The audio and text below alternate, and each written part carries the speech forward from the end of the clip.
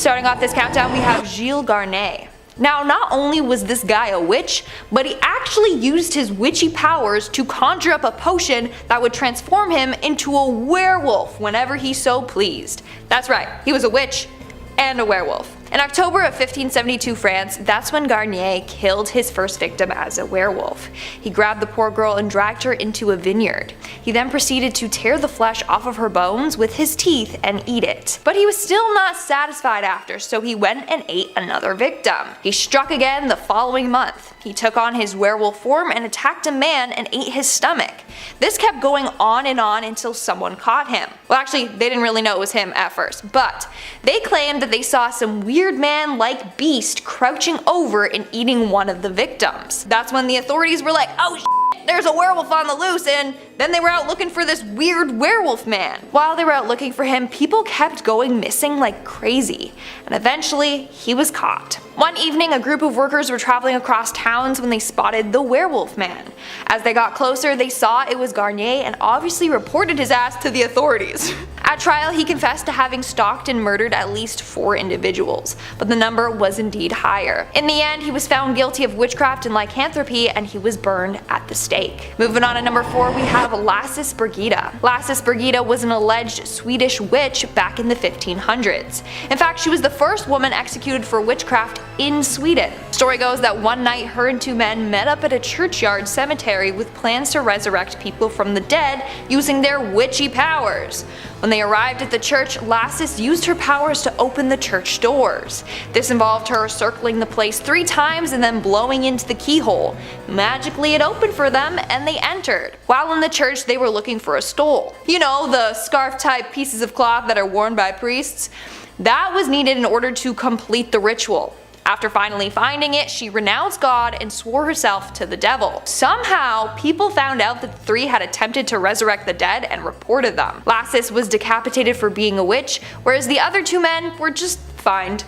That's rough, man. That's rough. I'm also glad that their plan to bring back the dead didn't work. Like, imagine they would have to fight off witches and then zombies. Crazy. Coming in at number 3, we have Agnes Waterhouse. Agnes Waterhouse, otherwise known as Mother Waterhouse, was the first woman in England to be executed for witchcraft. Agnes confessed to being a witch and having a familiar named Satan, which was her cat.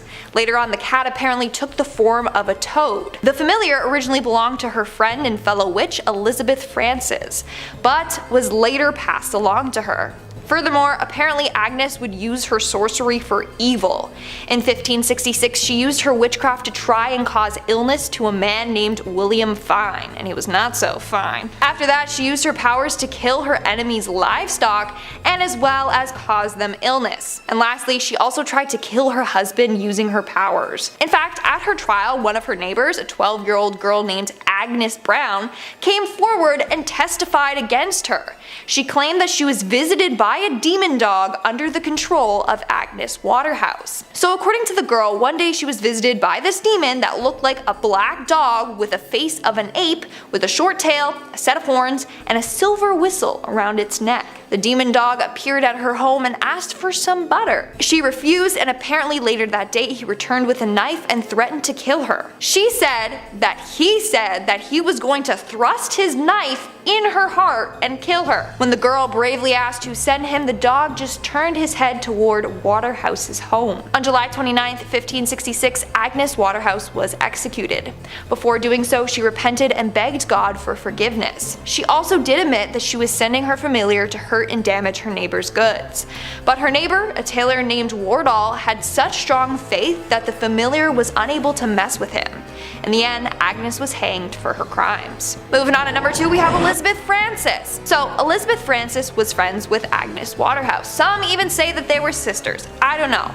But she was accused around the same time that Agnes was. She was the original owner of Satan, the white spotted cat, and her familiar. According to Francis, she received the cat from her grandmother, who was also a witch. Her grandmother, in fact, was the person who taught her all about witchcraft when she was only 12 years old. According to Elizabeth, her cat would speak to her in a strange hollow voice and also would do anything in exchange for a drop of blood, which is why they could get him to do all of their dark bidding for them. During trial, Elizabeth confessed to stealing sheep and killing a number of people, including a man named Andrew Biles. Andrew refused to marry Elizabeth after she became pregnant with his child, so she killed him. Later on, her familiar told her to make a certain concoction of herbs and to drink it, and that would terminate her pregnancy. She did, and it worked. Not only that, but when Frances finally married, she got her familiar to kill her husband and her daughter. Agnes also confessed to using her powers and familiar to kill one of her own pigs to see, what it could do. And then she also killed her neighbor's cows and geese after they got in an argument. She got in an argument with the neighbor, not with the cows and geese, thought I should clarify. As I said before, the cat eventually turned to a toad on its own. So Frances was the first witch to be accused, and then she was the one who told everyone about Agnes in order to get a lighter sentence.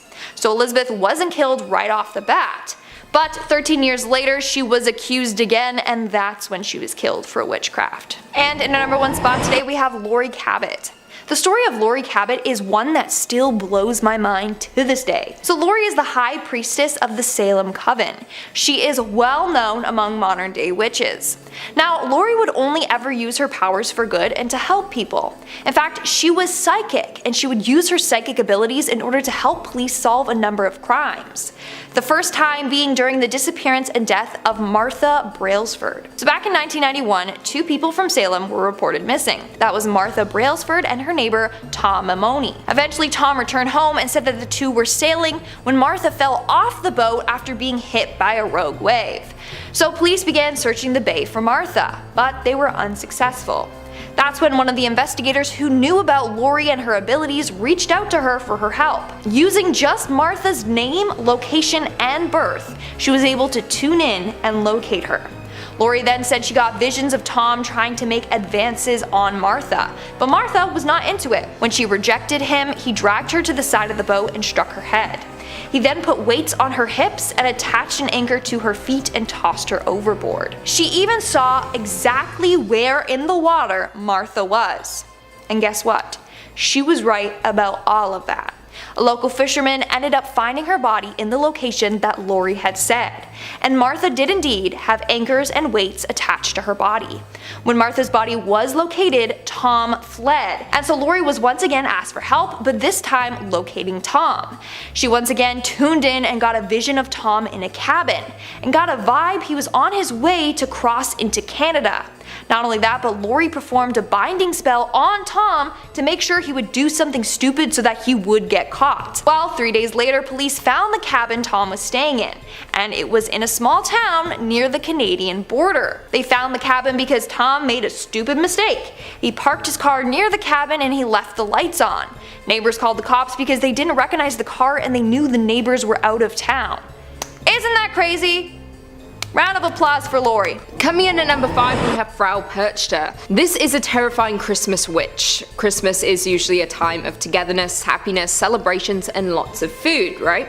Well, in Austrian and Bavarian tradition, people have a little bit more to fear. Everyone has heard of Krampus, the half-goat, half-demon that punishes misbehaved children at Christmas. But few have heard of the ruthless Frau Perchter. This old hag is not to be underestimated. Perchter is often depicted as a crone with an iron-beaked nose, dressed in rags and sometimes carrying a cane. The other thing she carries is a bit more sinister, a massive knife hidden under her skirt, and she certainly loves to use it. You don't get the nickname Belly Slicer for no reason. Legends say that the witch punishes bad children and rewards the good. Sounds a bit like Santa Claus, however a lump of coal sure beats what her punishment entails. Frau Perchter apparently hates children who are dishonest and will scrape their tongues if they lie. Unfortunately, being an adult won't save you from the Christmas witch. Frau Perchter has a thing about domestic cleanliness and will punish women if their homes aren't clean enough. Ladies also feel her wrath if they leave their flax unspun, but the punishment doesn't seem to fit the crime. By the 12th night, or January 6th, if your home is messy, your flax left unspun, and you didn't leave out a bowl of porridge for her, Frau Perchter will slice open your belly with her long knife, remove your organs, and fill your insides with rocks and straw. So if you want to avoid being disemboweled by Frau Perchter, maybe skip out on summoning her this Christmas.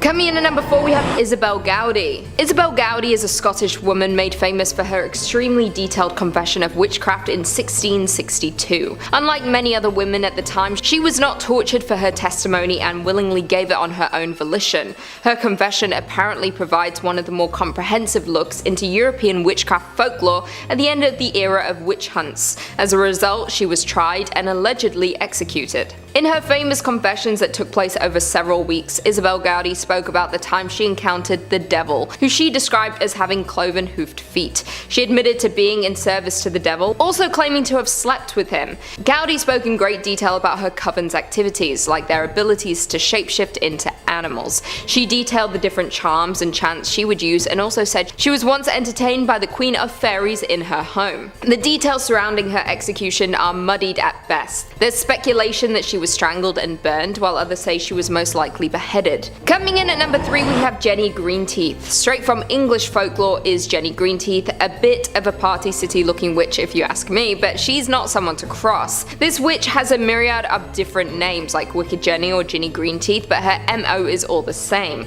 The water-dwelling hag is said to have an affinity for drowning the vulnerable. This legendary witch has a bit of a monstrous appearance with long arms, sharp teeth, and wild hair. Her skin is a grotesque shade of green and resembles duckweed, a type of weed that is one of Britain's most common small water plants. Because of this, she's often associated with ponds and rivers with the weed growing on it, and it's said to be an indicator of her presence. From the 19th century onwards, children have been warned to steer clear from bodies of water, with the threat of Jenny Greenteeth drowning them. It was also said that if they stuck around a pond too long, her long arms would drag them into the water. Elderly folks will also suffer the same fate should they not listen to the warnings. Fun fact, Jenny Greenteeth actually inspired Meg Mucklebones in Ridley Scott's Legend. In at number 2 we have Moll Dyer. Moll Dyer has a bit of a tragic backstory, but her legend still runs strong in the community in which she lived. In 17th century Leonardtown, Maryland, Moll Dyer was an old woman who was accused of witchcraft and ultimately suffered a fate similar to those of the Salem witch trials. Although historical records have yet to prove her existence, there were several Dyers in the area at the time, so it's possible that Moll was simply a nickname.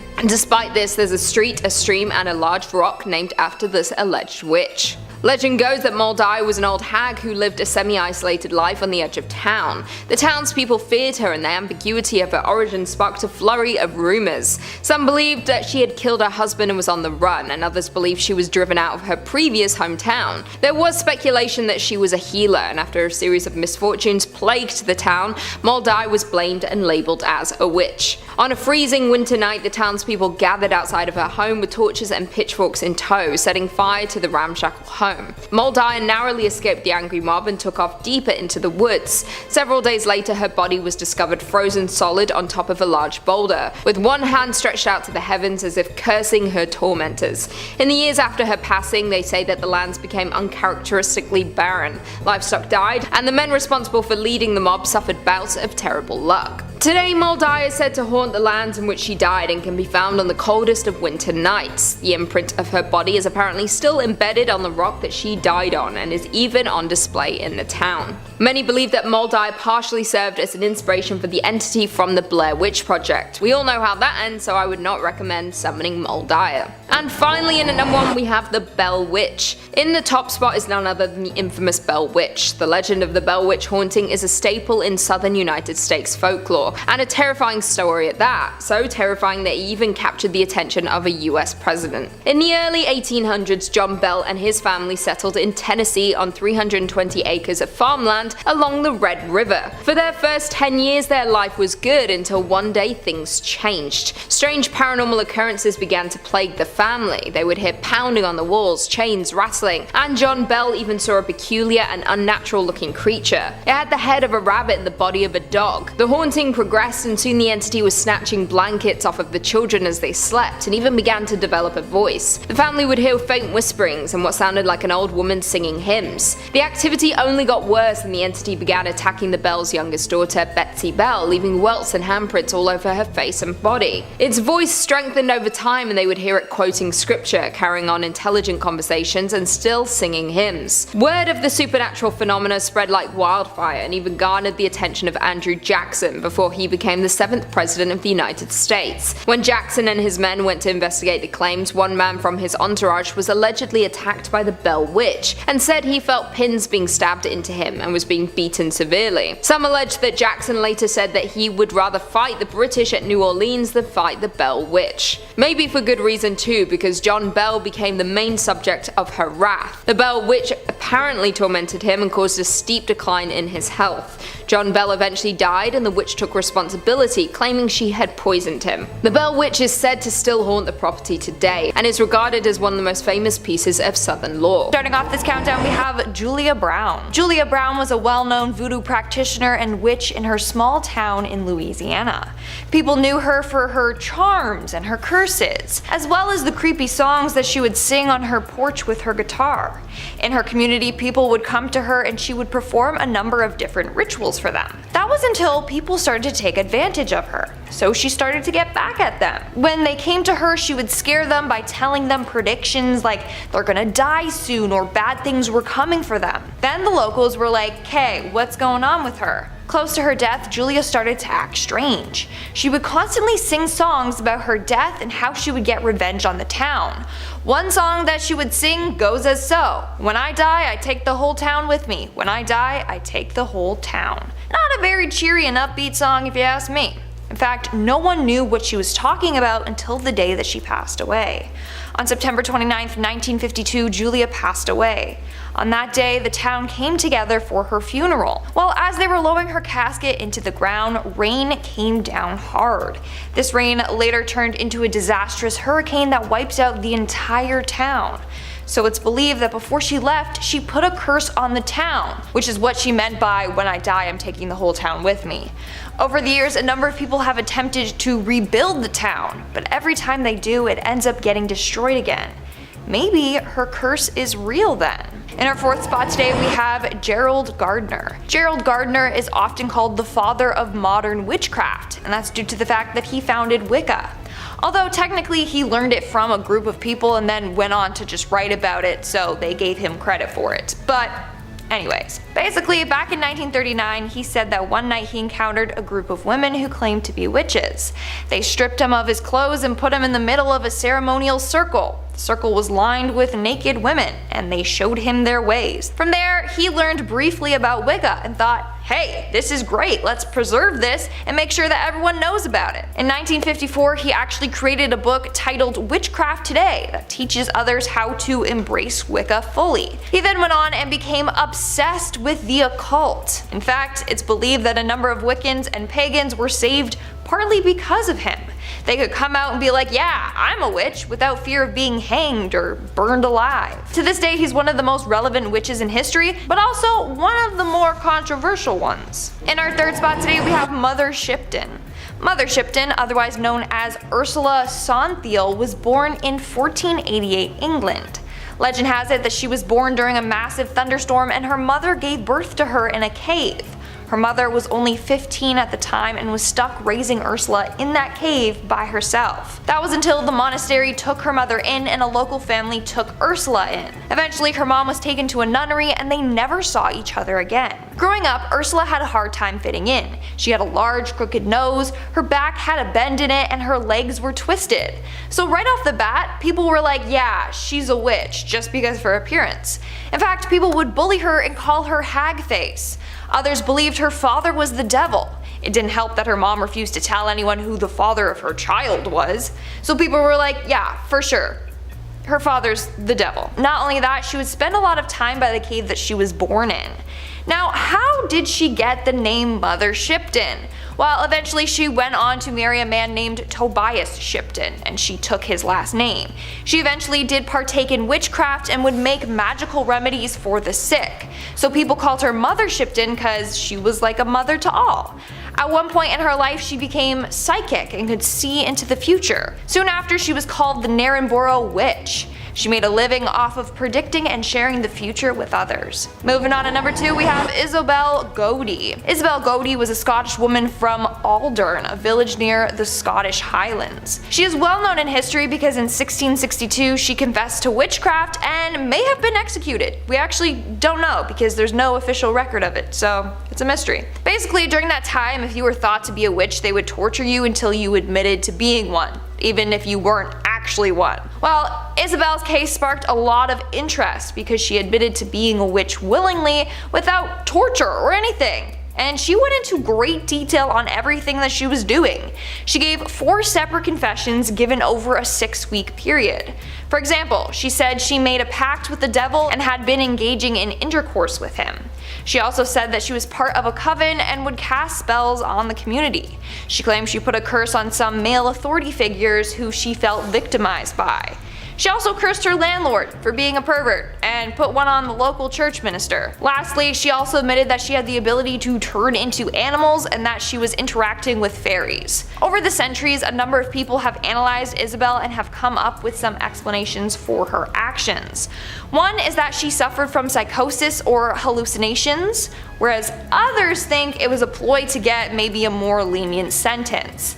But of course, you still have the people who believe that she was an actual witch and did everything that she admitted to doing. And in our number 1 spot today, we have La Voisin. Catherine Montvoisin, or La Voisin, was a witch that lived in France in the mid-1600s. Her witchcraft mainly comprised of mixing and creating potions, poisons, and medicines.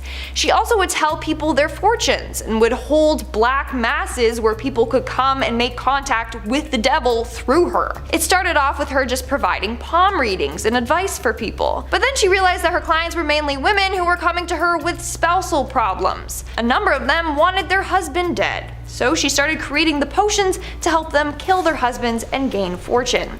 Then things started to get darker and darker. She began practicing dark magic and witchcraft. This involved her leading a number of satanic rituals in the catacombs under her home. One time she even spilt the blood of an innocent victim as a sacrifice for the devil. Eventually, Catherine was arrested for practicing witchcraft and for being involved in a number of murders. She was publicly burned at the stake in 1680. Coming in at number 5, we have Baba Yaga. In Slavic folklore, Baba Yaga is a witch who appears as a deformed or ferocious-looking old woman. In Slavic culture, Baba Yaga lived in a hut usually described as standing on chicken legs.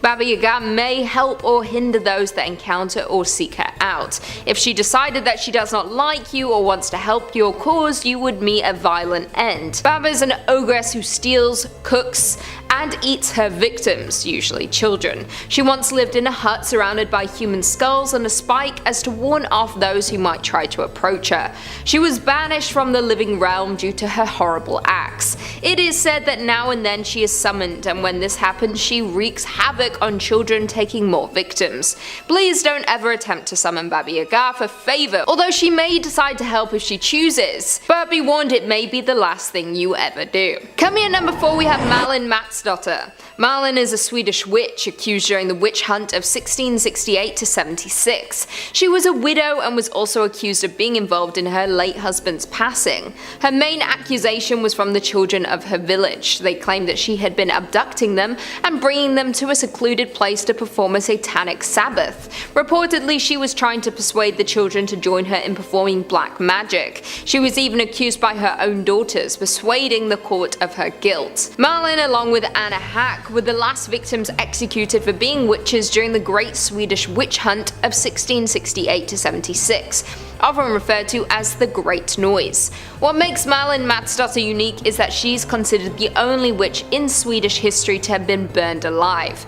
Normally, witches were decapitated or hanged before their bodies were burned at the stake, but it appears Malin's refusal to admit to her guilt made the authorities less gracious in their sentencing. Malin firmly maintained her innocence and went out in history. In the end, she refused to shake hands with her daughters. It is said that before her death she gave her daughters to the devil and cursed them for eternity for their part in her sentencing.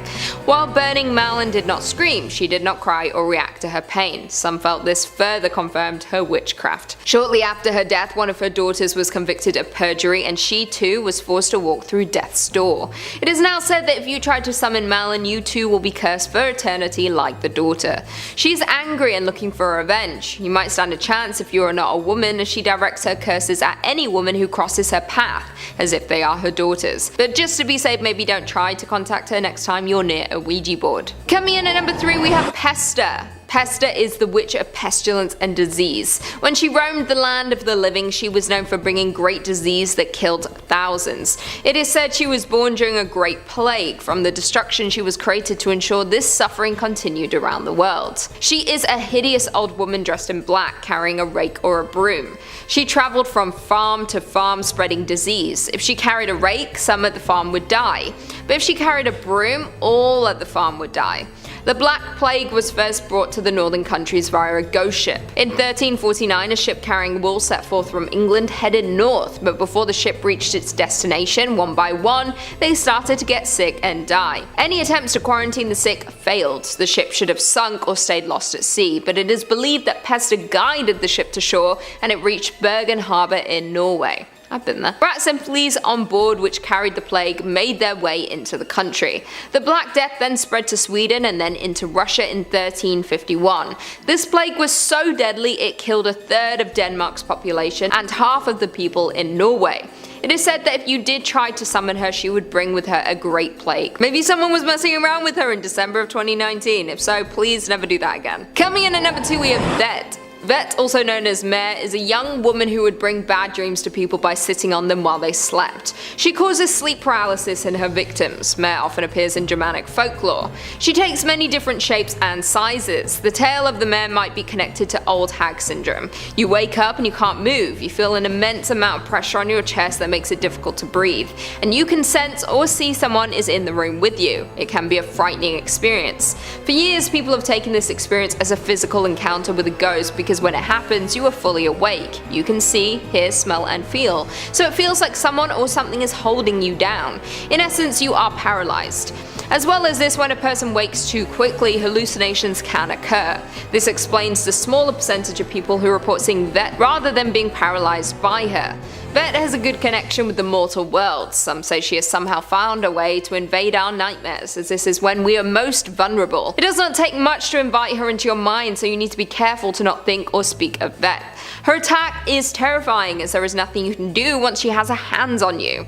Once she has you, she can hold onto your mind for years, so avoid her at all costs. And finally, in at number 1, we have Sarah Good. Sarah Good is world famous for being the first witch to be killed in the Salem witch trials. It all started on March 1st, 1692, when Sarah Good was charged with witchcraft along with Sarah Osborne and Tituba. Sarah Good was an easy target for witchcraft. She was a beggar, almost at the very bottom of the social ladder. When Sarah Good was charged, she was a complete wreck. Because of all the stress when she was charged at the age of 38, she looked as if she was 70 years old. To top it all off, she was pregnant and also had a 4.5-year-old daughter named Dorcas Good. She gave birth to the infant she was pregnant with in jail. Sarah Good's trial was not successful. The verdict was decided before the trial. She was a witch. Many people testified against Sarah Good, including her husband and her daughter, Dorcas Good. During her trial, she said that she was muttering psalms to herself. Unfortunately, she could not come up with any of the psalms during the trial, something that was too much of a coincidence. She also never attended church. Even the most trusting Congregationalists would find that a bit odd. In court, Sarah said that she did not attend church because she did not have clothes good enough for church. Unsurprisingly, she was found guilty, and because she refused to confess, she was sentenced to death. She stayed in jail until July 19th, 1692, when she was executed. Just before her execution, she was asked to confess. She refused. Instead, she cursed the people, saying, "I'm no more a witch than you are a wizard, and if you take away my life, God will give you blood to drink." It is said that she cursed the land, and a terrible fate followed those responsible for her death.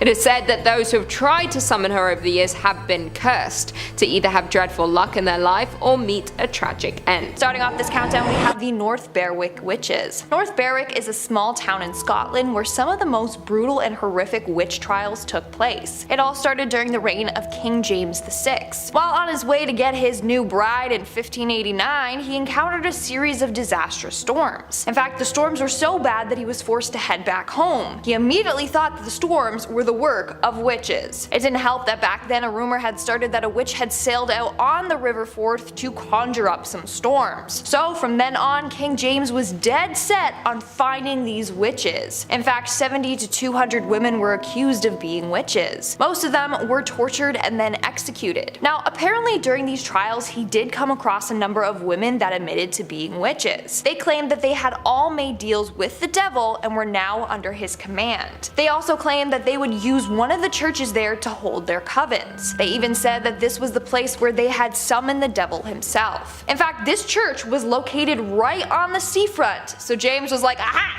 The perfect place to conjure up storms, all of you are guilty. As a result, these witches were strangled and then burnt at the stake. In our fourth spot today we have Sabrina Spellman. Although she's a fictional character, Sabrina still deserves a spot on today's list. Without too many spoilers, the show The Chilling Adventures of Sabrina is about Sabrina, a teenage witch who on her 16th birthday has to sign her name in the Book of the Beast. Upon doing so, she makes a deal with Satan. She basically gives herself to him in exchange for magical powers. At first, Sabrina refused to do so because she didn't want to give up her mortal life, but later on she was forced into doing it in order to stop a number of evil forces that were murdering many of the townsfolk. Once she signed the book, she is forced to do Satan's bidding. She has to basically bow down to him and do whatever he instructs her to do. In return, Sabrina's magic became even stronger. In fact, she became the fourth witch in all of history to summon demonic blue hellfire, which was then used in order to fight off the Greendale 13. And for her to do that as a relatively new witch is very impressive. Later on in the show, we also realize that Miss Wardwell is evil and is using Sabrina so she can become the Queen of Hell. Sabrina's destiny took a dark shift as soon as she made a deal with the Dark Lord. Although all the witches in the series have signed this book, the Dark Lord specifically needed Sabrina to sign it. Her destiny is far more different than the other witches in the show. Have you guys watched the show? Let me know in the comments below. Honestly, I did, but after season 2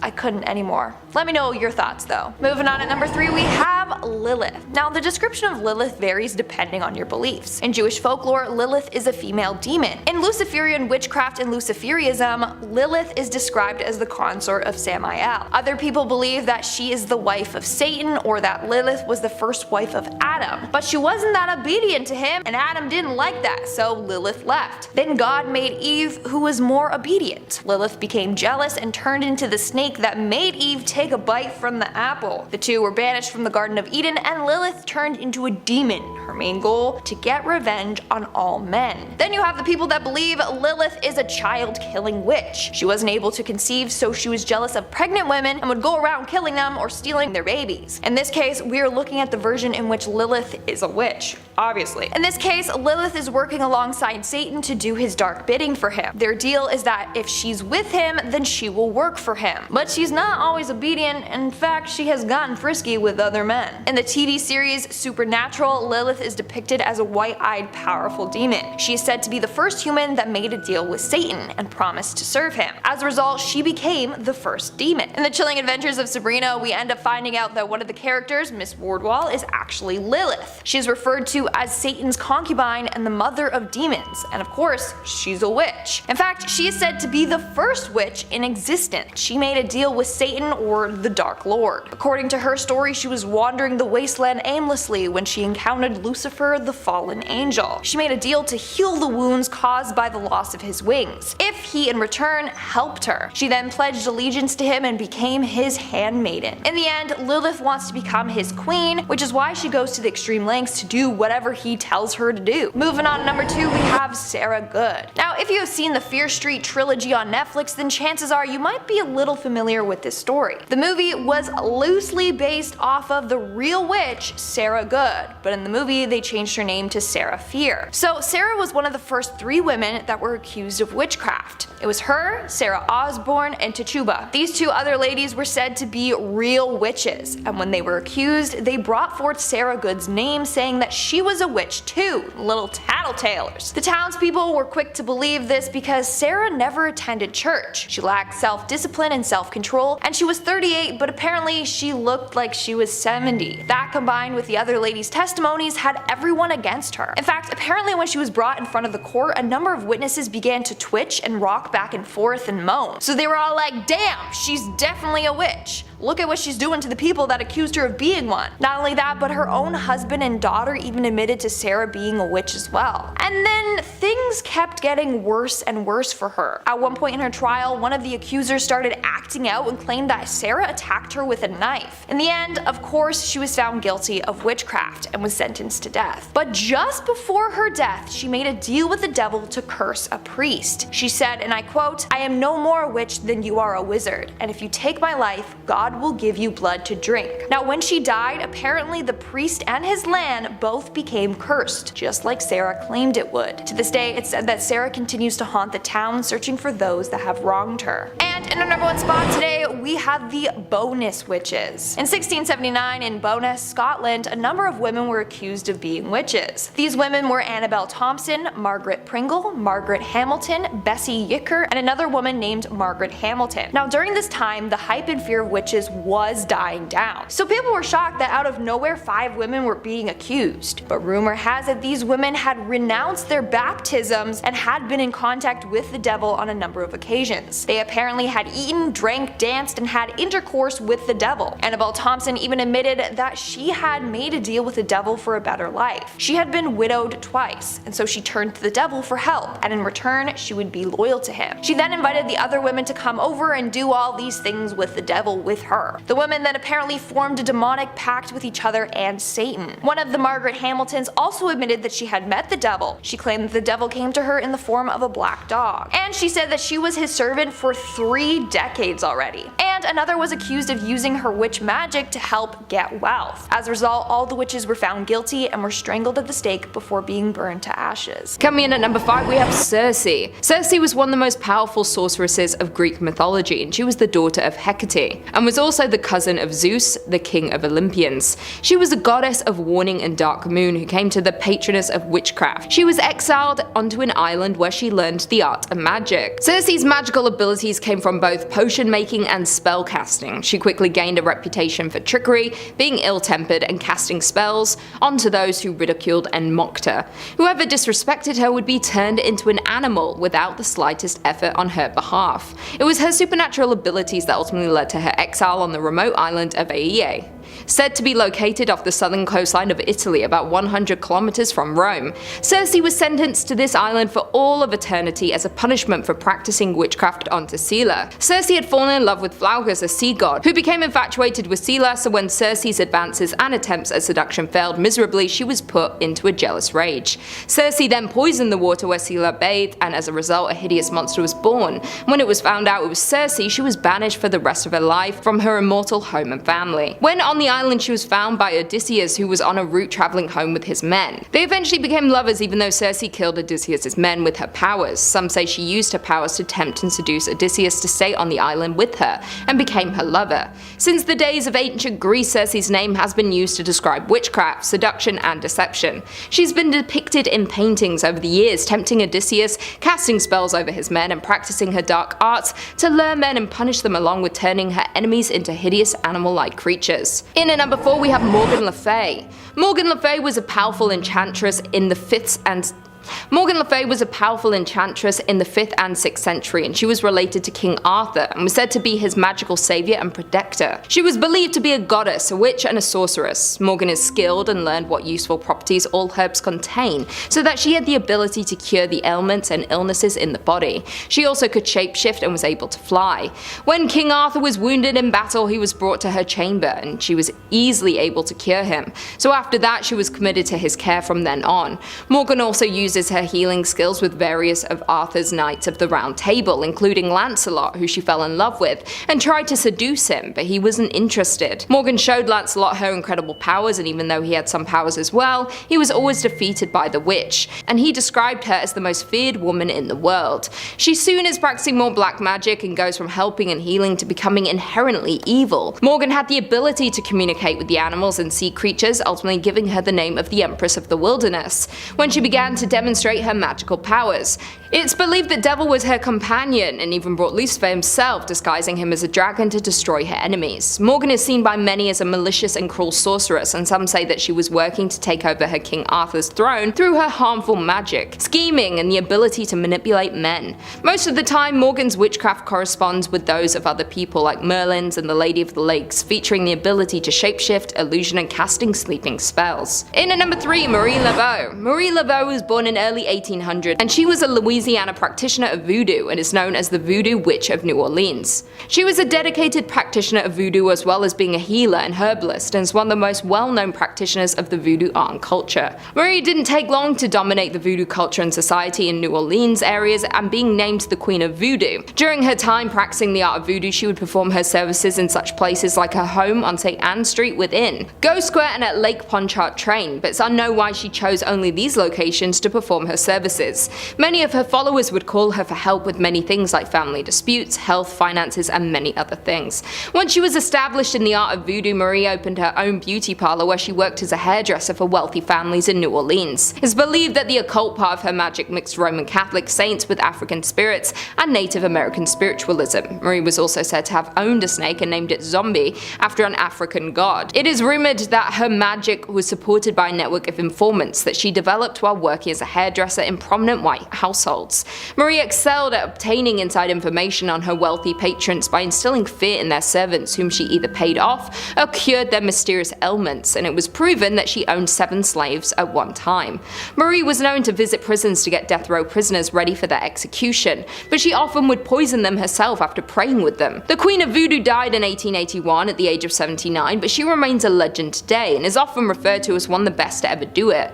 Many famous musicians have written songs about or referring to Marie Laveau, and fun fact, in 1982 the famous punk rock band The Misfits were arrested and accused of attempting to exhume Marie from her grave after a local concert. In at 2 we have Moll Dyer. If you've seen the horror movie The Blair Witch Project, then you may already be familiar with the legend of the infamous Moll Dyer. She was a legendary 17th century resident of Leonardtown, Maryland, who was said to be a witch and accused of witchcraft and chased out of her home by the local townsfolk on a winter night. Her body was found a few days later, partially frozen to a large stone in the town of Allstate. It's believed that the rock itself is cursed and people that go near it will experience dizziness and fainting. The legendary rock is located on the grounds of Tudor Hall, where the Historical Society has its headquarters. It is said that her spirit still haunts the land to this day, looking for the men who forced her from her home before her death. The land near her cabin is said to be cursed, never able to grow crops, and an unusual number of lightning strikes have been recorded near her home. A road 3 miles south of Leonardtown was named after her and is now known as Moll Dyer Road, along with the creek which parallels the road being named Moll Dyer's Run. A man who was hunting along the run in 1970 reported seeing a very dense fog patch, cylindrical in shape, and the light stretched 8 inches in length and crossed the stream and went east, moving across the wind instead with the wind, and then it turned and went south, and it happened not once but twice. Moll Dyer was one of the historical figures that inspired the character in the Blair Witch Project, and she is the most well-known and famous witch in Maryland. The story of Moll has also been featured in the show American Supernatural in 2014, has inspired multiple books, and even in a Halloween ballet performance named The Legend of the Witch, performed from 1999 to 2006 in Maryland. In at number 1 we have Dion Fortune. Born Violet Mary Firth in 1890 in North Wales, Dion Fortune was a British occultist and author and said to be a modern-day witch. She wrote often about the occult in both fiction and both non-fictional stories. Dion possessed many abilities like contacting the dead, magical powers, and often had vision from her so-called past lives.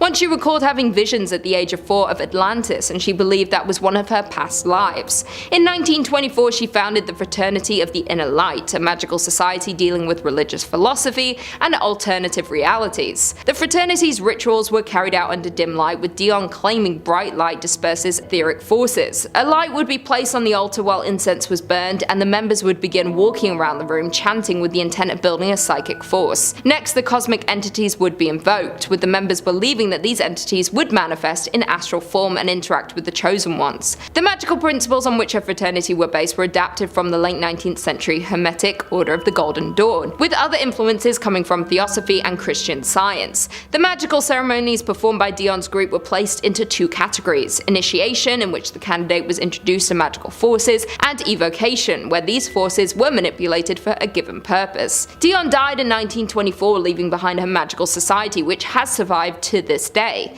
Her novels in particular influenced on later occult and modern pagan groups such as Wicca. Author Ronald Hutton wrote a book called The Triumph of the Moon, A History of Modern Pagan Witchcraft, considers her the foremost female figure of British occultism. She is recognized by many as one of the most significant occultists and ceremonial magicians of the early 20th century. Number 5 on this list is what I'm going to be nicknaming the Scottish Witch from the Woods. I stumbled across a Scottish story about a witch where they were unable to discover her name. Hundreds of years ago, when Scotland was still being first developed, there was a village in the north of the country. This village was positioned directly next to a forest that they wanted to chop down and expand into. When they began their process of chopping down the forest, a witch, or the Witch of the Woods, came out and warned them that if they continued, she would curse their entire community. The women would become infertile, the crops would never grow, and people would go missing. Fearing for their safety, the group came to an agreement with this witch, where they were allowed to chop down a small section of the forest in exchange for leaving one sack every harvest of grain or produce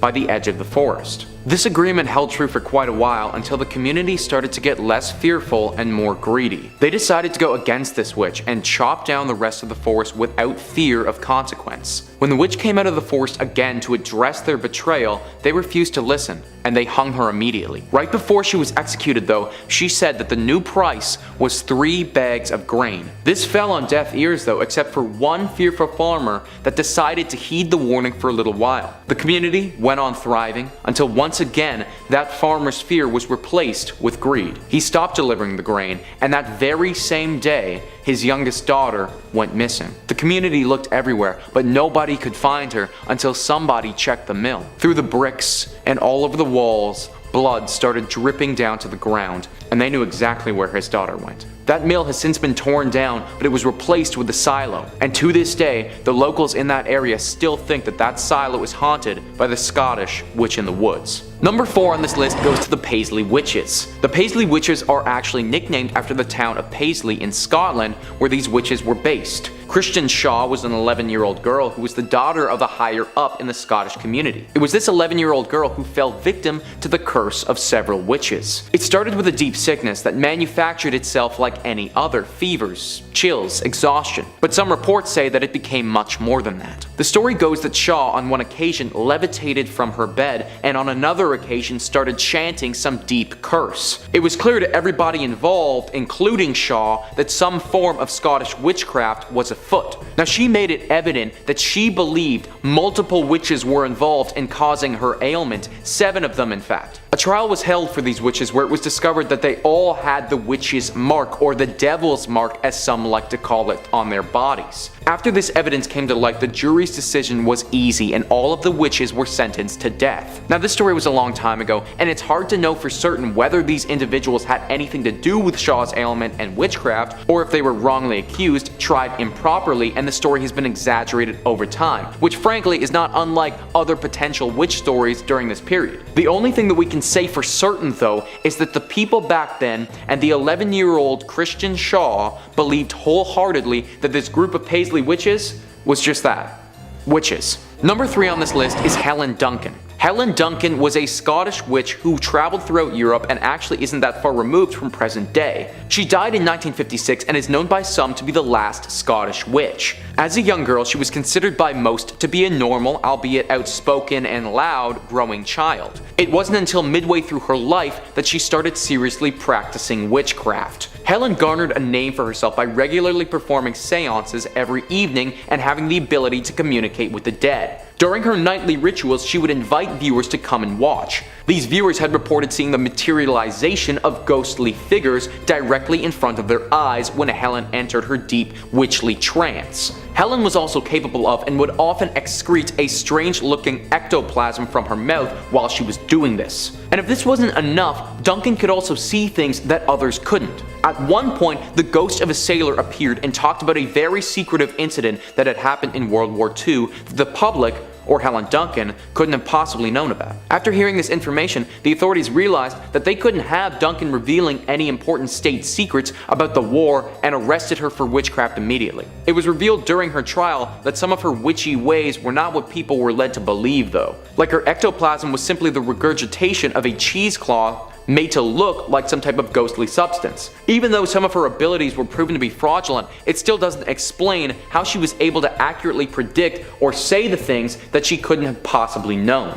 Helen Duncan didn't use any of her abilities to harm anyone, but the capability to potentially talk to the dead, it's still very chilling. Number 2 on this list is Thomas Weir and his sister Griselle. What makes Thomas and his sister so scary is that nobody expected them to be involved in witchcraft at all. Up until the end of his life, Thomas was known by most to be a nice man of the community held in high esteem. However, nearing the end of his life, Thomas came clean about who he really was, telling the entire community during a religious service that he and his sister had been performing witchcraft for years, going into deep detail about how they had consistent communication with the devil and had devoted their entire lives to carrying out his bidding. This bidding manifested itself in many different ways, most of which involved causing harm to others, or in Thomas's case, getting it on with animals. Yeah. He was a weird dude. At first, the community barely believed him, but after the sister came out and corroborated his story in detail as well, they started piecing it together. Thomas was always walking around with a big black staff. The neighbors had reported hearing strange sounds in the evening coming from their home and weird lights going off. Suddenly, the guy that everybody thought they knew as their nice, friendly neighbor was somebody else entirely. Reports say that when he was burned at the stake, he took far longer to die than a human should. Also, his staff was burned with him, and it emitted an extremely strange sound and moved in unnatural directions when it was burning, as if it was being possessed by some force. I suppose that in the case of Thomas and Griselle, they had done such a good job at hiding their identities as witches and had been extremely methodical with their crimes, that before they died, they just had to let the world know just how evil they actually were. Number 1 on this list is Isabel Gowdy. Isabel was a Scottish witch from the 1600s, and frankly, she did everything. Through several confessions that she made on her own accord, without the pressure of torture or coercion from higher ups, Isabel admitted to taking part in a wide array of witchcraft activities. She admitted that she had freely let the devil suck blood from her neck and that she had romantic relationships with the devil before. She admitted to taking the body out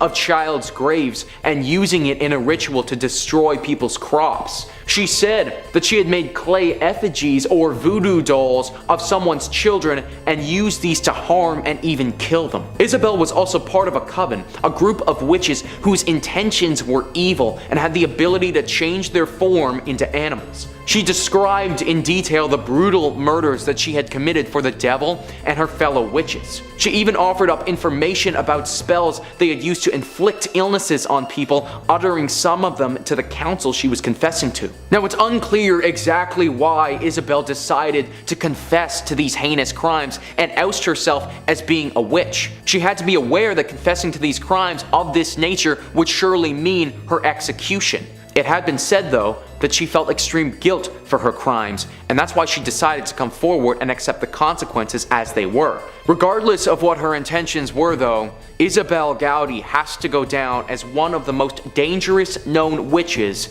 in Scottish history. Starting off this countdown, we have the West Branch Witch. This witch is pretty famous in Ohio. So legend goes that there's this witch that many people have encountered in West Branch State Park. This witch tends to dress head to toe in all black. The first appearance was reported in 1960 by a man named B.A. Evans. He recently purchased a piece of land and later discovered a small cemetery on it. The cemetery contained 7 gravestones surrounded by a 40-inch wall. The gravestones are apparently from a family named the Elliots. Now, the headstone that gets the most attention is that of Clemenza. Clemenza was apparently killed by a group of townspeople after being accused of being a witch. As a result, she was pressed to death. A wooden board was placed on her, and then on top was piled with stones until, her body was crushed by the weight. To this day, her grave is marked by a pile of stones that rests on top of it. Now it's said that she haunts the graveyard and the surrounding area. In fact, on her graveyard is a curse that says, and I quote, "Remember youth as you pass by. As you are now, so once was I. As I am now, so must you be. Prepare for death and follow me." Now, if you read it out loud by her grave, she will apparently chase you away. Apparently, this whole legend is real though, and there is a curse upon her grave. One night, a group of hooligans took stones from her grave, which hello, you're not supposed to do. Well, on the car ride home, they got into a deadly car accident and everyone in the car died except for one boy. That was the one boy who didn't take a stone from her grave. Had he done so, he wouldn't be here today.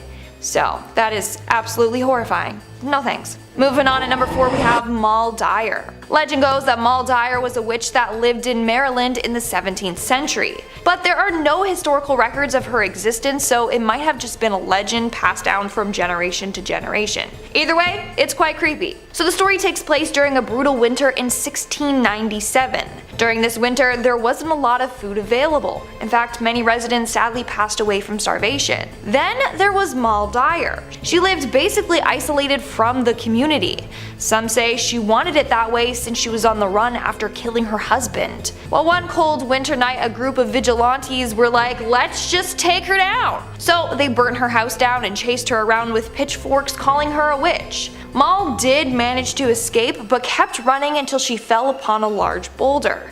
She ultimately froze to death on that boulder. Several days later, a young boy found her corpse. Her body was frozen with one of her hands on the boulder, the other outstretched up towards the sky. Some say she froze to death, putting a curse on her tormentors and the town. What's scary is that the rock that she died on is still on display in this town. In fact, her handprint is imprinted onto the rock for eternity, and Moll Dyer's curse is still effective to this day. All men responsible for her death and their ancestors will suffer for the rest of their lives. They will be cursed with bad luck. In fact, it's said that her tormentors got sick and some passed away. Others had their land become barren and their livestock died. All from the curse that Moll Dyer put on them. In our third spot today we have the Aswang. A subscriber actually brought this next witch to my attention, so I thought I would include it in today's video, and hopefully I pronounced the name right, okay? So this witch is a shape-shifting evil spirit. It's not just a witch though. It can also transform itself into a vampire, a werebeast, and a ghoul. But unlike normal vampires, this creature can go out during the day and they aren't harmed by the sunlight, and they don't also sparkle. During the day though, they are often seen with bloodshot eyes because they just spent the entire night searching for houses that are holding wakes so that they can then go in and then steal the bodies and then eat them. No need to worry though, they don't attack during the day, that's when they're at their weakest. Plus, they only attack in the darkness because that's when they believe that God is asleep. But when they do hunt, they go after the young and feast on their hearts and livers. In fact, they have this thing that comes out of their mouth and then can reach into a mother's womb to suck the baby out of them while the mother is asleep. Isn't that horrifying? It is. But wait, it gets worse. Apparently humans can choose to turn into this creature if they so desire. To do this, they have to tie a fertilized chicken egg to their stomach. The chick will then pass through their flesh, and once this happens, they have to bury the shell in a bamboo tube with coconut oil and chicken poop. After that is all complete, they will gain the powers of this monster. And it sounds like I just made that all up, but I swear that's part of the legend. What's horrifying is that this witch moves quickly and silently. They are super tiny so that they can hide behind things with ease, so you'll never be able to hear or see them coming. Now, these witches are said to be extremely wicked. If you ever cross one, they'll make sure you will pay. They'll put a curse on you so that bones or insects will come out of your bodily orifices. Like, imagine just sitting there and then all of a sudden a spider crawls out of your eye, or you start coughing up bones. Yeah, no thank you. That's why these witches are so highly feared. Coming in at number 2, we have the Bell Witch. This is one of the creepiest stories out there because it involves a real-life witch and a real-life curse. So it all started back in the early 1800s with a man named John Bell. Now, John lived in a Tennessee farmhouse with his family. All was going well until one day he saw this weird creature. He described it as a dog-like creature, but with a rabbit's head.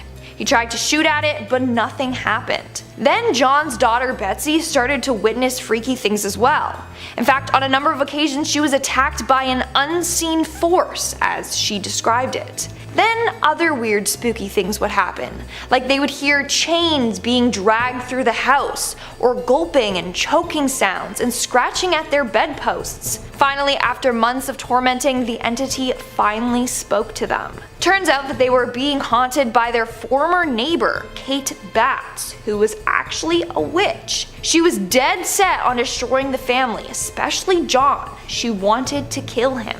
She never said why though, and I want to know why. Over the next 3 years, Kate tormented the entire family daily. She cast a number of spells on John from her grave. As time went on, John actually became weaker and weaker, until 1829 when he was found dead with a small vial of liquid near him. Apparently Kate, the Bell Witch, gave John this poison and he took his life. After his death, Kate stopped tormenting the family. So again, I want to know, what did John do to Kate to make her come for him? Like, seriously, I'd never want to get on her bad side. And in our number one spot today, we have the Chatapee. The Chatapee is this creepy witch/vampire creature from India. Legend goes that this creature is formed after a woman passes away during childbirth or after a woman takes their own life. You know the succubus demon? The demon that presents itself to men during sleep and tries to have their way with them and then can kill them? Well, this is the Indian equivalent to the succubus demon. This witch rides on a tiger during the night. She then sneaks into your home without disturbing anyone and attacks men in their sleep. She will then suck the life out of them through their toes. Yeah, you heard me, their toes.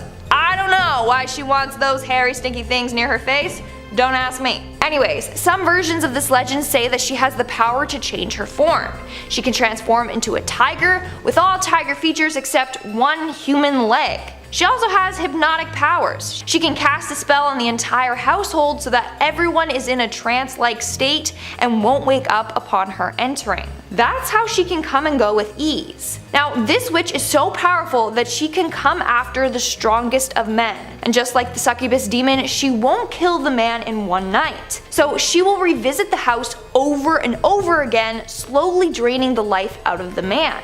She draws out his death with the men falling weaker and weaker and not knowing what's causing it. Eventually he will grow so sick and pass away, and no one will know that this witch was to blame. Coming in at number 5 we have Alice Keitler.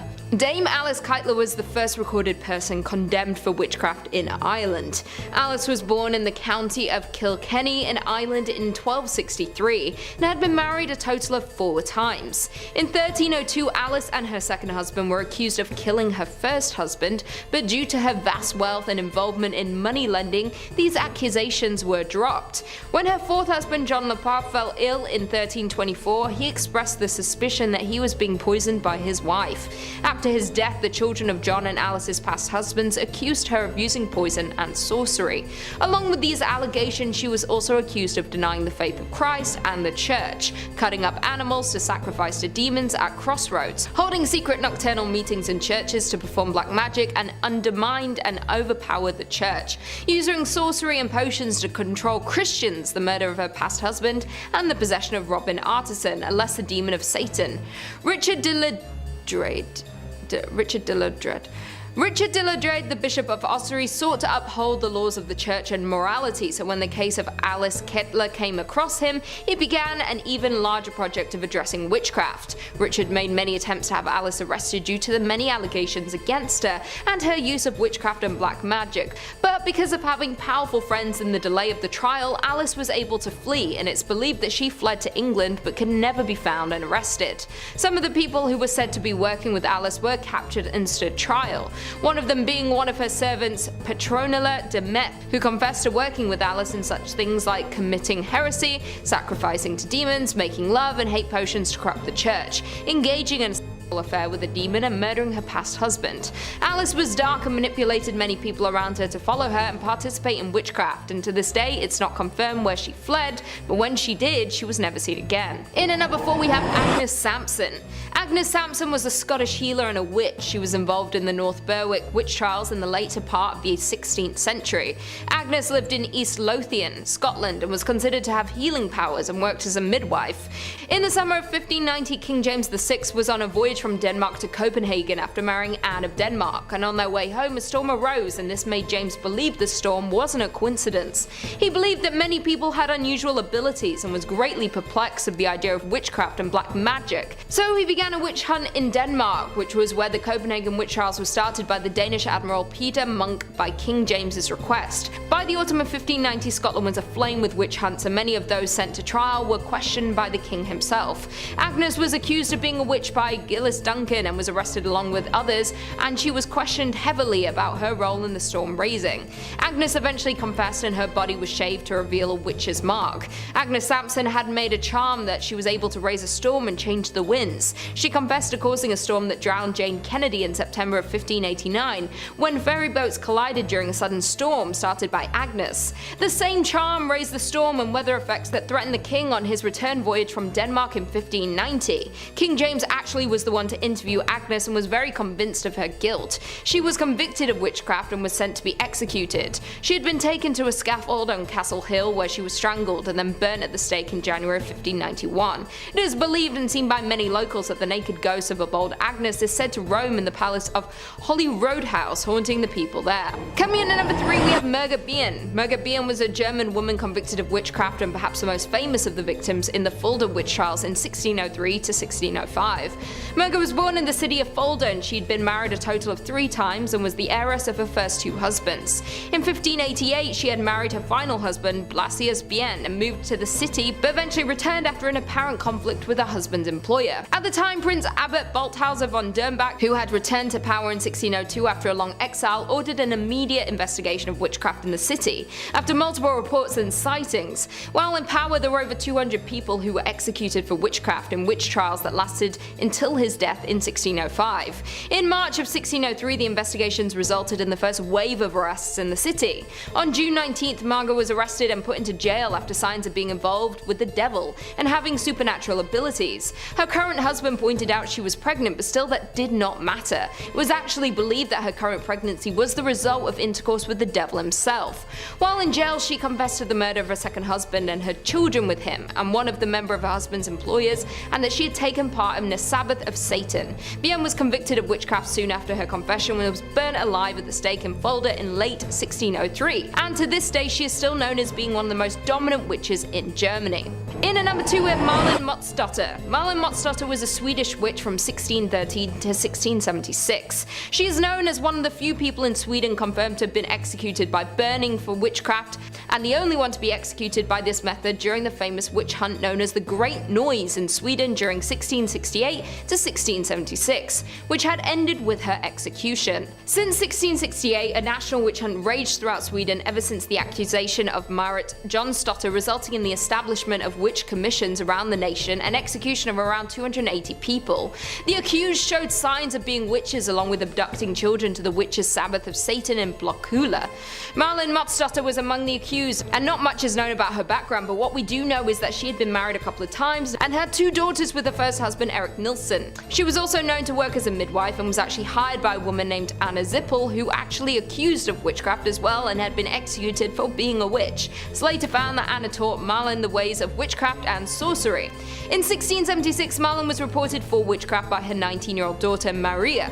Malin was brought to trial for the accusation as her daughter Maria testified against her mother, stating that she had taken her and several other children to Satan in Blockula, and that Satan himself, known to the children as the Mean One, appeared in court with horns standing next to her mother, holding her skirt, and whispered in her ear never to confess. Malin was ordered by the court to fall on her knees and pray, or be able to confess, but she didn't obey. Along with Maria, 10-year-old and 7-year-old both testified to have been abducted by Malin to Blockula to see Satan. A woman named Gertrude also testified against Malin, stating that she had abducted her family to Satan 16 times and even another 14 times while she was in prison. Also, she had seen her family endure fits while being supernaturally beaten by Malin from prison. Malin's firm denial of these crimes was seen as a sign that the devil assisted the witch to withstand interrogations. Finally, in July of 1676, Malin was found guilty and sentenced to be executed. And finally, in at number 1, we have the Salem witches. The most well-known cases of witches in history, and you may have heard of them, are the witches from Salem. The Salem witch trials of 1692 are still widely talked about today. Witchcraft scared a lot of people throughout history. The thought of people possessing supernatural powers was widely talked about, and many people were accused and labeled as witches. The Salem witch trials in particular were a series of hearings and prosecutions of people who were accused of witchcraft in colonial Massachusetts between February 1692 and May 1693. More than 200 people were accused of possessing such abilities. A total of 30 people were found guilty, and 19 of them were executed by hanging. Among the 19 killed were 14 women and 5 men. Also, of the 200 accused, many were sent to jail, and at least 5 of them died there. Arrests were made in numerous other towns beyond Salem, like in Andover and Topsfield. The trials for the so-called capital crime were conducted by the Court of Oyer and Terminer in 1692, and by a Superior Court of Judicature in 1693. Both were held in Salem, where the mass hangings took place. This was the deadliest witch hunt in the history of colonial North America. Only 14 women and 2 men had been executed in Massachusetts and Connecticut during the 17th century who had been accused of witchcraft. Among the accused were Elizabeth Hubbard and also Dorothy Good, who were also accused of witchcraft. In February of 1692, Betty Parris and her cousin Abigail Williams, who were the daughter and niece of a respected Reverend Samuel Parris, started acting strangely, and would have fits described as beyond the power of epileptic fits or natural disease to affect by Minister John Hale. The girls screamed, threw things around the room, uttered strange sounds, crawled under furniture, and contorted themselves into odd positions according to eyewitness accounts. The girls also complained of being pinched and pricked with pins, but when they went to a doctor, he could find no physical evidence of any ailments on either girl. After the news of these odd behaviors started spreading around Salem, other young girls began experiencing similar behaviors. No one had any idea of where these strange behaviors were coming from or why the girls were acting in such an odd way. Massachusetts was a very religious town back then, and these girls were acting as if an ungodly being was inside of them. And so they had been accused of witchcraft, and many historians debate on how many of these 200 accused were actual witches, but some definitely were, and they had brought fear to the people of Salem. Coming in at number 5, we have Huldah. Huldah is a witch who is rumored to live deep within the forest, secluded from the rest of the world. It is said that if you get lost in the woods, it is usually due to the influence of Huldah's magic. She influences children to wander off on their own so that she may trap them. She has also been known to offer magical favors to children who find her. She just requests in return they visit her again with their friends or siblings. Once Huldah has captured and trapped the children, she will cook and consume them, leaving no evidence behind that they were ever there. If she doesn't eat the children herself, she will serve them to the next children who find her home as a sick punishment. It is believed that Huldah once had a daughter. The daughter was evil and was using dark magic to hurt people, including the rest of Huldah's family. When Huldah lost everyone who she cared for, she destroyed her daughter to make sure she could never hurt anyone again. Since then, she has spent her days luring children to her and destroying them as she did her own daughter. So don't wander off if you're ever walking in the woods, and absolutely do not summon Huldah, or you might notice kids going missing around your neighborhood. Coming in at number 4, we have Agatha Harkness. Agatha is one of the original witches from Salem, though she was not caught. She started as one of the lower witches of her coven, but quickly rose in the ranks amongst her fellow witches. It is said that she practices dark magic. Her mother was once one of the greatest witches. She was confronted by the rest of her coven for practicing dark magic, something that was not allowed. They attempted to destroy her for her crimes, but they did not realize how strong her power was. She drained the power from every other witch in the coven, including her mother, making her the most powerful witch in Salem. It is said that since then she has continued to practice her dark magic, never encountering a witch as powerful or as cunning as she is. She is an evil witch who can manipulate the minds of those around her to commit horrible acts. She is not someone who you would like to cross or make angry. She also has the ability to wipe the memories of those who she controls, meaning they don't even know that it was not their decision to commit their crimes. It is said she still resides in Salem, where her coven once called home. Although it is not clear where, there are a number of historical sites in Salem one could visit if looking for Agatha. If you did want to contact her for some dark reason, it does not come easy. You have to make a sacrifice for her to bother making an appearance. She requires a personal sacrifice of something that you love, whatever that may be for you. Maybe burning your childhood toy or something else you were attached to emotionally. If you do summon her, you might not get what you wanted. If she likes you, she might grant whatever you seek, but if not, you might unleash a great evil not only on yourself but back onto the world. I think it would be best for everyone that we leave Agatha to whatever realm she is currently hiding in. Coming in at number 3, La Llorona. Is she just a legend, a ghost, or maybe a witch? Some believe La Llorona to be a powerful witch. How else would she have remained so strong in the mortal realm after her death and able to trap so many victims? The story of La Llorona is that long ago a woman named Maria married a rich man with whom she eventually had 2 children. Then their marriage hit a rough patch. Her husband spent less and less time at home, and whenever he was home he paid attention only to the children. Eventually she sees him with another woman. Enraged beyond reason, some versions claim Maria drowned her 2 children, but she immediately regretted it, crying out, "Oh my children!" Maria is sometimes said to have drowned herself afterwards. However, not everyone believes that she did drown herself. Some say her rage sent her deep into seclusion, where she turned mad and began studying dark magic. She wanted revenge from what her husband had done to her, but she got lost in her grief and rage and forgot her original reason. All she could think of now was her children and the anger she felt. Now she roams the earth looking to steal children from their mothers. Children are warned not to go out in the dark, for La Llorona might snatch them, throwing them to their deaths in the flowing waters. There is one warning: if La Llorona is stalking you as one of her next victims, you will hear her crying. Once you hear this, there is little that can be done to stop her. If you were to summon her, she would not benefit you in any way. There is no bargain you could strike with her. She only knows pain and destruction. Coming in at number 2, we have Sally the Dunstable Witch. The story of Sally came from the late 19th century about an elderly woman who lived in Dunstable, Bedfordshire. She was allegedly a little old lady living alone with her cat. When perhaps out of boredom or being fed up with her life, she turned to the dark arts. Allegedly, the town found out about her practicing dark magic. They stormed her house and pulled her into the town square. They proceeded to burn her at the stake. But Sally had planned for this. Somehow, she found a way to survive the burning and took a new form. As she burned, she cursed the village and promised to get revenge. On her return, she was plaguing the church, performing her magic to make the village believe the devil was among them. Scared, they called in an exorcist. He discovered Sally and her magic. It is said that he backed her into a corner and was able to trap her. Once trapped, they buried her in the graveyard. It is said that they gave her grave a peephole, as they always wanted to tell that she was still in there.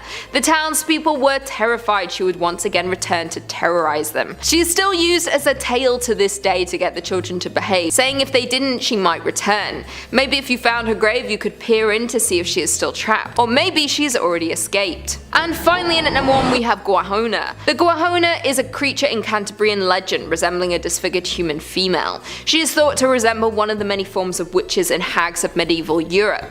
She is covered from head to toe in an old thin black cloak. Her hands and feet are gnarled legs. Her face is yellow and consumed by rough and hairy warts. Her eyes are tiny and bright as stars. Her aquiline nose and mouth contain a single black razor-sharp teeth, which extends long enough to be under her chin and used to suck blood. The creature only appears at night. It is unknown where she is meant to sleep during the day, although it is suspected to be hiding underground. Guajona invades homes without getting noticed and walks silently towards healthy young children to suck their blood in their sleep by sticking her tooth into their veins. She does not kill them, instead leaving them almost bloodless, so when they wake up in the morning they will be tired, pale and discolored, so looking like me. Guajona also attacks adults. Why do all witches seem to hate children? It seems if you summon any of these witches, you'll be putting children in danger.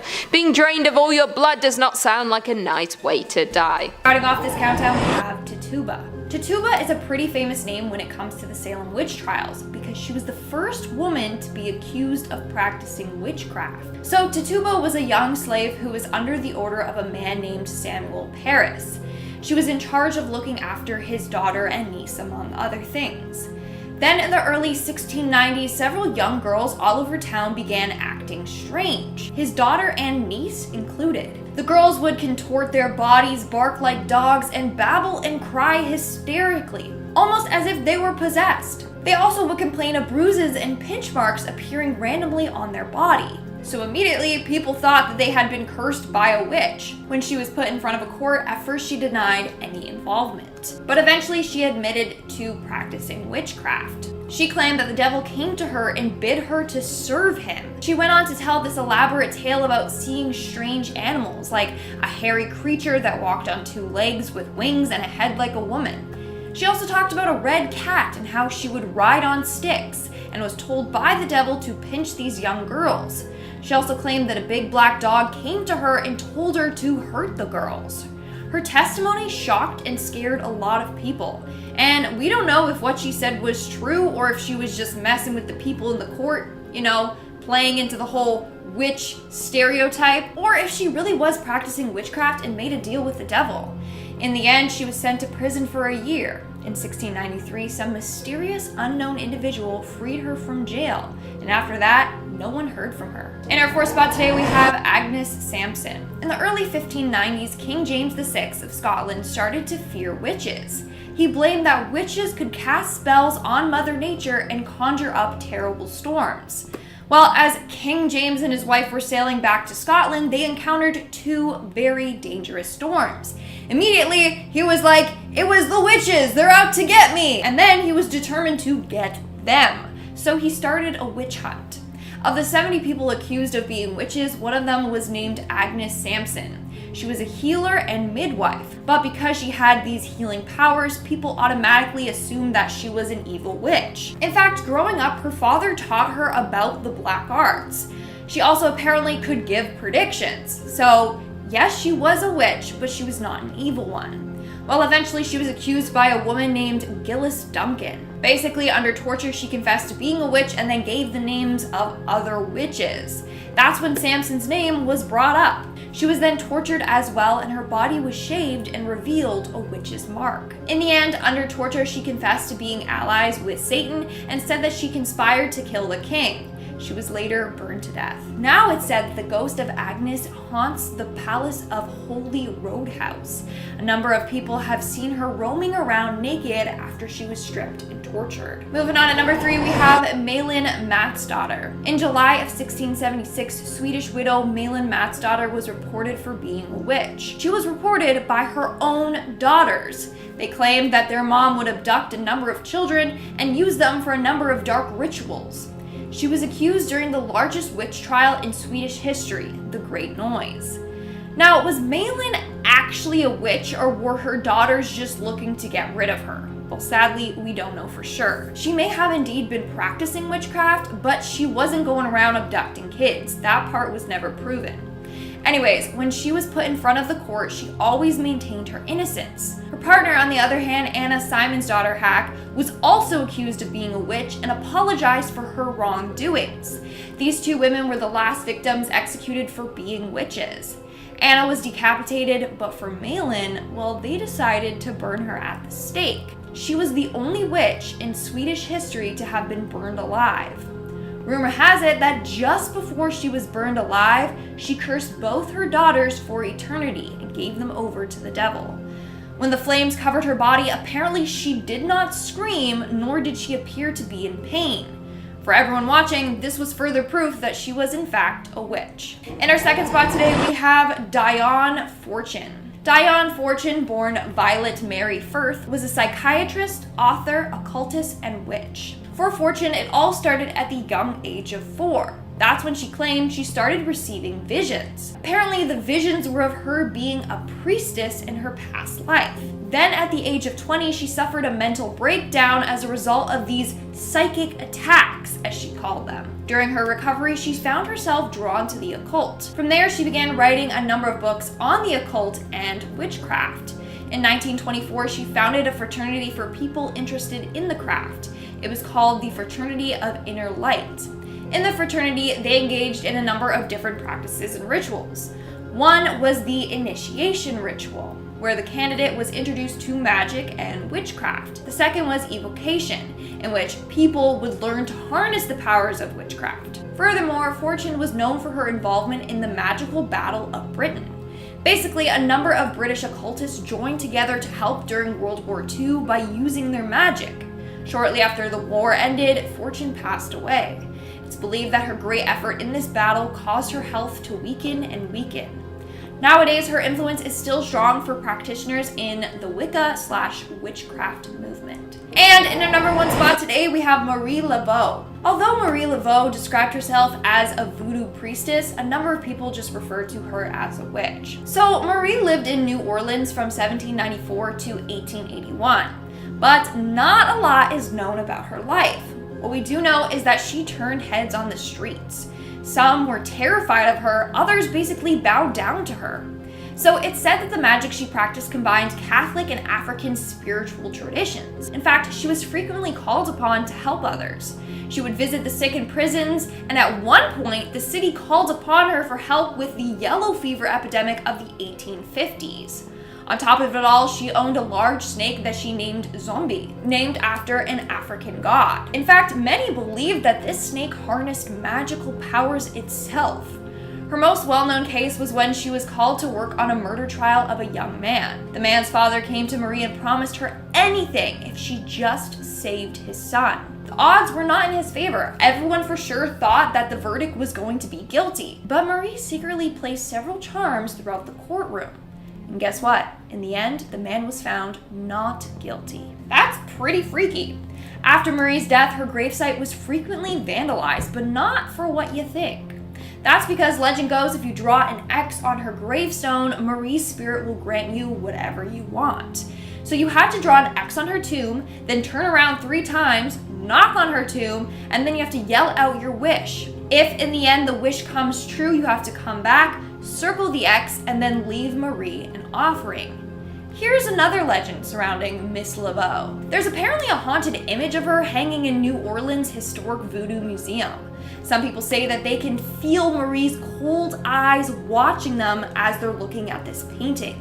Others say that once you see this image, then Marie will haunt you and even show up in your dreams. In fact, tour guides say that whoever wishes to see this painting must go by themselves, because the tour guides refuse to see this painting themselves. It's pretty freaky if you ask me. Starting off this countdown, we have the Wabanaki Ghost Witch. This is a terrifying witch that scared Native American tribes for centuries. According to their legend, this witch was one who practiced evil magic when they were alive, and when they died, they came back to life as an undead monster. Its name is Scuddigamooch, and it craves human flesh and blood.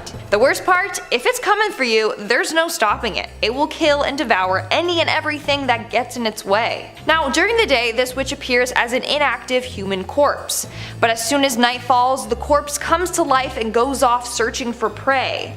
In fact, it moves fairly quickly. It can transform itself into a ball of light and wisp around fast looking for someone to snack on. Once it finds its victim, it attacks from above, so you literally can't even see it coming. The legend also tells the story of one time this witch attacking a whole group of hunters and warriors. They were out spending the night in the forest when they were all attacked and killed one by this witch. I mean, it normally prefers to attack individuals who are on their own, but in this case, it must have been fairly hungry because it just devoured that whole group of men with ease. The only way to kill this witch is to burn her body right after she dies, or else she will come back to life and make your life a living hell. Coming in at number 4, we have Grilla. In Iceland, during the Christmas holidays, children have to watch themselves if they've been naughty that year. They don't find lumps of coal in their stocking. No, they run the risk of getting eaten by a nasty witch named Grilla. Grilla is depicted as a troll-like witch that lives in the mountains of Iceland. She has the ability to sense misbehaving children, and then she keeps note of all the kids who have wronged. Some depictions of her have her with hooves and 13 to 15 tails. Other depictions have her with nasty dirty nails, ears that droop to her chin, and eyes at the back of her head.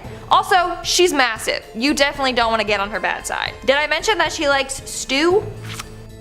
Stew, of course. That's where she puts the naughty children and then eats them right up. I should also mention that Grilla has been married 3 times. In total, she has 72 children. 72 children that she can send after you if you ever do her wrong. Some of these children are said to be murderers, others are said to be pranksters. With her most recent husband, she had 13 children who are called the Yule Men. They're kind of like the dwarves from Snow White, except they're evil. So the Yule Men are all gnome-like creatures that go around torturing households in their own way. They are named accordingly. For example, you have Spoon Licker that will go around licking all your spoons. Then when you go to use the spoon, you get a nasty taste in your mouth. Or you have Window Peeper. He likes to lurk outside your windows and then just watch you do stuff, you know? Sometimes he will even steal the stuff he sees. On the 13 days leading up to Christmas, these Yule lads will visit families one by one. Oh, you thought that was all? No, think again. Grilla also works alongside the Yule Cat. The Yule Cat is this monstrous beast that is said to tower above even the tallest houses. On Christmas Eve, she goes around eating so So not only do you have to worry about Grilla, but you have to worry about her evil kids and her vicious cat that she can send after you as well. Moving on to number 3, we have Nailba. In 1990s, families in Bangalore were worried after hearing a story about a scary witch named Nailba. Story goes that one night a family was about to go to bed when they heard the sound of one of their family members' voice coming from outside. The father of the house opened the door about to welcome them in, but when he did, to his horrors, it was not his relative. Standing before him was an old woman, but before he could even say anything, this woman attacked him and instantly killed him. The next day, something similar happened to another family. It was late at night, they were about to go to bed when they heard a familiar voice outside. This time, the old woman attacked and killed the man with her nasty sharp nails. After a number of deaths in the village, everyone got spooked. They thought this was the works of a serial killer, but no,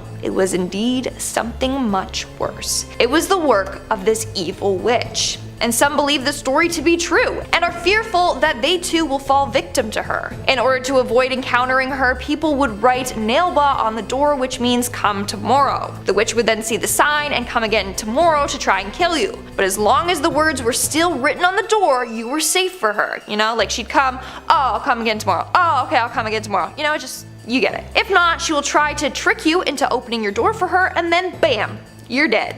In our second spot today, we have La Lechuza. This is a popular witch in Mexican folklore. Legend goes that Lechuza was a woman that was caught practicing dark magic. The townsfolk were horrified and as a result had her killed. But Lechuza never fully died.